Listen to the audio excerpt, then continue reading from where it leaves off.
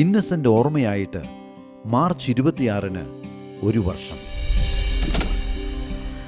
അവിടുത്തെ പോലെ ഇവിടെയും എന്ന സിനിമയിലെ തൃശ്ശൂർക്കാരൻ കഥാപാത്രം കണ്ടതോടെയാണ് ഇയാൾ കൊള്ളാമെന്ന് മലയാള സിനിമ പറഞ്ഞു തുടങ്ങിയത്.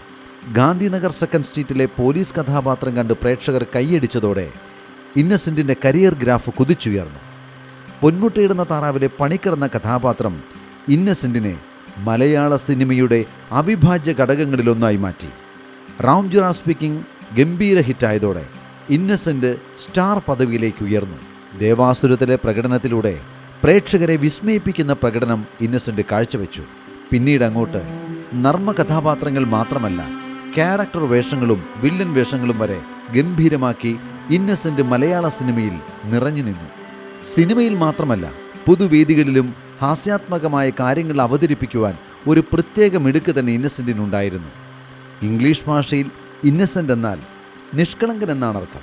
തൻ്റെ മുഖത്തെ കള്ളലക്ഷണം ചെറുപ്പത്തിലെ അപ്പൻ തിരിച്ചറിഞ്ഞതുകൊണ്ടാണ് തനിക്ക് ഇന്നസെൻ്റ് എന്ന് പേരിട്ടതെന്ന് തമാശയായി ഇന്നസെൻ്റ് പല വേദികളിലും പറഞ്ഞിട്ടുണ്ട്. ജീവിതത്തിലെ നല്ലതും മോശവുമായ ഓരോ അനുഭവത്തിലും ചിരി കണ്ടെത്തിയ അസാധാരണ പ്രതിഭ. ജീവിതത്തിലെ പ്രതിസന്ധി ഘട്ടങ്ങളിൽ ഇന്നസെൻ്റ് തളരാതെ പിടിച്ചു നിന്നതും ജന്മസിദ്ധമായി ലഭിച്ച ഹാസ്യത്തിൻ്റെ ബലത്തിലാണ്. മരണം വരെയും ചിരിയോടെ നിവർന്നു നിന്ന സമാനതകളില്ലാത്ത വ്യക്തിത്വം, അതാണ് ഇന്നസെൻ്റ്.